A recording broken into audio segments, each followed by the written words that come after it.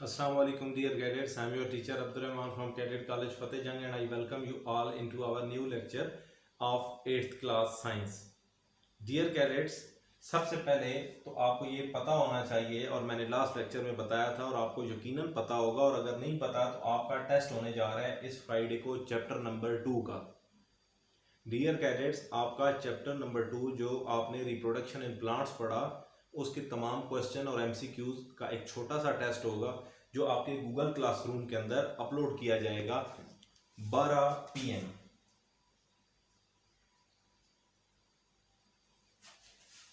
तकरीबन 40 मिनट का टेस्ट होगा, 10 नंबर 20 का टेस्ट होगा छोटा सा, जिसमें एमसीक्यूज और आपके कुछ शॉर्ट क्वेश्चंस होंगे। ये टेस्ट आपका होगा इस कमिंग फ्राइडे को। और डियर कैडेट्स, आज हमने पढ़ना है कि मेटल कैसे रिएक्ट करती हैं वाटर के साथ, एसिड्स के साथ और एयर के साथ। तो डियर कैडेट्स, चलिए शुरू करते हैं अपने इस लेक्चर को। डियर कैडेट्स, आज हमने पढ़ना है हाउ डू मेटल रिएक्ट, कि मेटल कैसे रिएक्ट करती हैं वाटर के साथ, एसिड के साथ और ऑक्सीजन के साथ। सबसे पहले हम पढ़ते हैं with water. When metal are put into water, जब किसी भी धात को या धातों को आर पुट इनटू वाटर पानी के साथ शामिल किया जाता है, पानी में डाला जाता है। Some react and some do not, तो कुछ जो है वो रिएक्शन करती हैं पानी के साथ, कुछ नहीं करती। Sodium and potassium react violently, तो सोडियम और पोटाशियम बहुत ही वायलेंटली, बहुत ही तेज़ी से रिएक्शन शुरू कर देती हैं, giving of lot of hydrogen gas, giving of और खारिज करती हैं लॉट ऑफ हाइड्रोजन गैस, बहुत ज़्यादा hydrogen gas. And farming alkalis, और अल्कलीज बनाती हैं। एक होता है एसिड, एक होता है अल्कली बेस, तो अल्कलीज बनाती हैं। Magnesium react very slowly with cold water, magnesium ठंडे पानी के साथ बहुत ही स्लोली रिएक्ट करती है, but react violently with steam, अगर पानी गर्म हो, भाप बना हुआ हो, तो फिर बहुत जल्दी और बहुत तेज़ी से रिएक्शन करती है।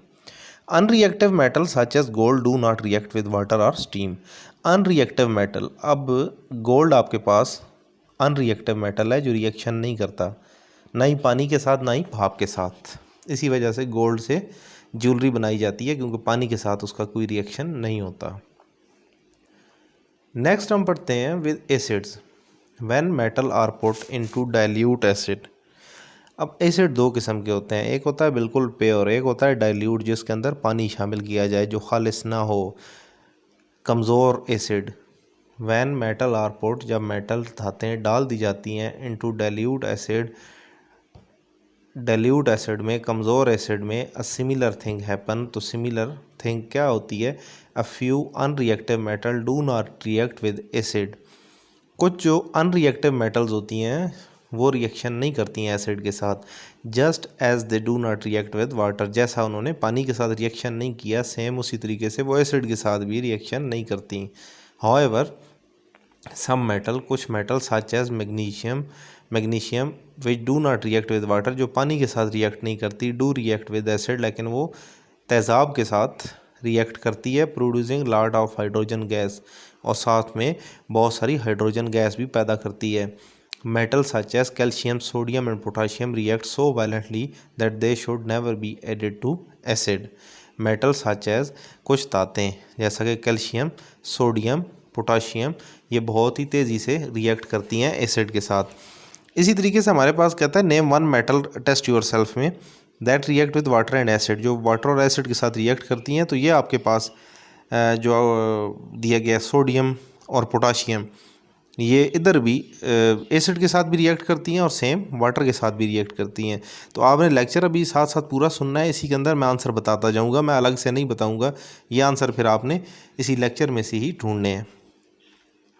नेक्स्ट हमारे पास है with air.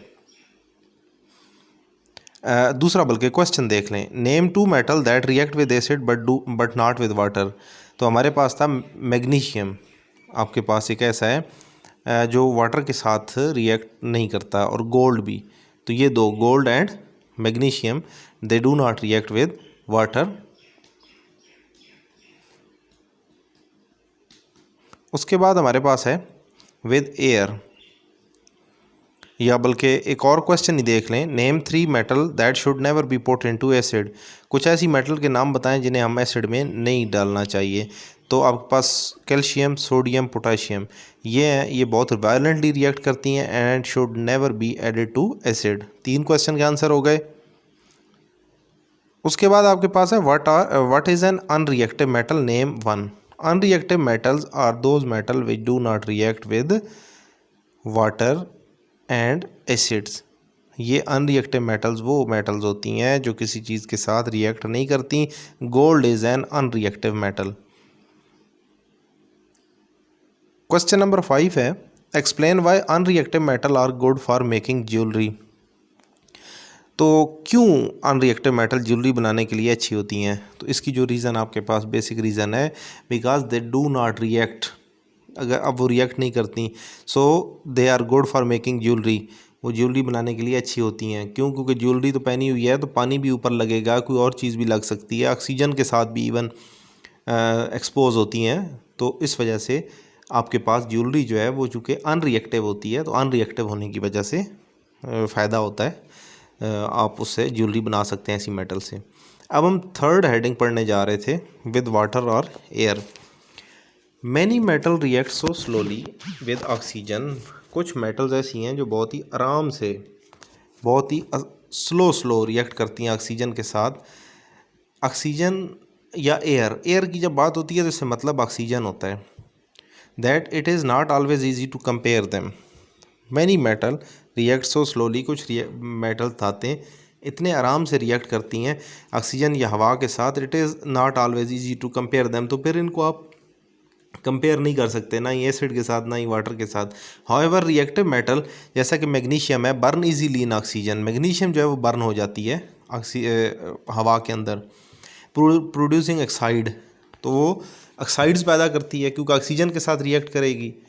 Calcium, sodium and potassium also react very quickly. Calcium, sodium और पोटाशियम भी बड़े जल्दी रिएक्ट करते हैं हवा के साथ, but not as violently as in water. लेकिन जिस तरह पानी में रिएक्ट करते हैं बहुत जल्दी, उस तरह तो नहीं करते। Metal such as gold and silver do not react and stay shiny in air. अब गोल्ड और सिल्वर ये हवा के साथ बिल्कुल रिएक्ट नहीं करते, और उसी तरह जैसे चमक होती है इनकी, ये चमक उसी तरह बरकरार रहती है। तो डियर कैडेट, आपके पास पहले 5 क्वेश्चन जो आपने करने हैं, छठा क्वेश्चन आपने नहीं करना। तो पहले पाँचों के पाँचों क्वेश्चन जो हैं उनके जवाब मैंने अभी आपको बता दिए कि एक मेटल का नाम बताएं जो वाटर और एसिड के साथ रिएक्ट करती है। तो मैंने बताया सोडियम और पोटाशियम है। दूसरा क्वेश्चन था उन 2 मेटल के नाम बताएं जो एसिड के साथ रिएक्ट करती हैं लेकिन पानी के साथ नहीं करती। तो आपके पास है मैग्नीशियम है, वो नहीं कर रही होती रिएक्ट। गोल्ड नहीं कर रहा होता रिएक्ट, लेकिन एसिड के अंदर अगर आप मैग्नीशियम को डालेंगे तो मैग्नीशियम जो है वो करेगा रिएक्ट। उसके बाद हमारे पास थर्ड क्वेश्चन था 3 ऐसे मेटल के नाम बताएं जिनको एसिड में बिल्कुल नहीं डालना चाहिए। तो लास्ट लाइन है एसिड्स की, कैल्शियम, सोडियम, पोटाशियम, इनको नहीं डालना चाहिए। क्वेश्चन नंबर 4 है what is an unreactive metal. Unreactive metal are those metal which do not react with water, acid and oxygen. तो ये सिल्वर और गोल्ड होते हैं। तो उसने एक एग्जांपल गई थी, तो गोल्ड लिख दें आप। क्वेश्चन नंबर 5 है explain why unreactive metal are good for making jewellery. Because they do not react and they stay shiny. ये जो बिल्कुल आखिरी लाइन है, metal such as gold and silver do not react and stay shiny in air, that is why they are good for making jewellery. इस वजह से वो jewellery में अच्छे तरीके से इस्तेमाल हो सकते हैं। अब हम आ जाते हैं नेक्स्ट पेज के ऊपर। नेक्स्ट पेज के ऊपर डियर कैडेट्स हमारे पास है रिएक्टिविटी सीरीज़ कि ये जो रिएक्शन होते हैं मेटल्स के, तो उसको हमने एक तरतीब से अरेंज किया हुआ है, तो उसे हम कहते हैं रिएक्टिविटी सीरीज़। तो अब हम पढ़ते हैं कि क्या होता है हमारे पास reactivity series. When you study the reaction of metal, जब हम पढ़ते हैं मेटल धातुओं के रिएक्शन विद वाटर, पानी के साथ, एसिड और ऑक्सीजन के साथ, you can probably see a pattern. तो हमें एक तरतीब नज़र आती है। Metal that are very reactive with one are usually reactive with the others. वो धातें जो किसी एक चीज़ के साथ रिएक्ट करती हैं वो अमूमन दूसरी चीज़ों के साथ भी रिएक्ट करती हैं, टू अ ग्रेटर या तो बहुत ज़्यादा, और लेसर एक्सटेंट या कुछ कम हद तक, लेकिन रिएक्ट करती हैं।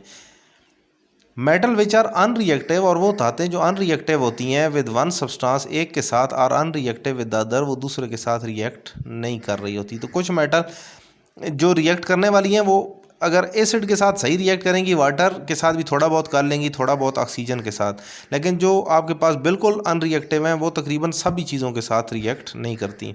फिर हम सेकंड पैराग्राफ पे आ जाते हैं।